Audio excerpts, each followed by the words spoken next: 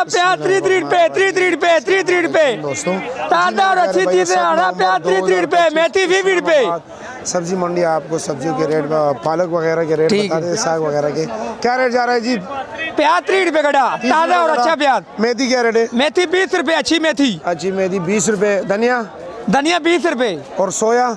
सोया 50 रुपए का बंडल है। दिखाए ना जरा, माशाल्लाह माशाल्लाह जी। ताजा बंडल ये कितने के? 50 रुपए का। 50 रुपए का जी। जी जी। और प्याज क्या रेट है? हरा प्याज ताजा प्याज 30 रुपए का। 3 रुपए का? हाँ जी। अच्छा जी माशाल्लाह। और पालक नहीं रखा है? पालक वो है ना जी। क्या रेट है जी? पालक भी दिखाए। पालक 30 रुपए 30 रुपए अच्छी और फ्रेश। और बादू?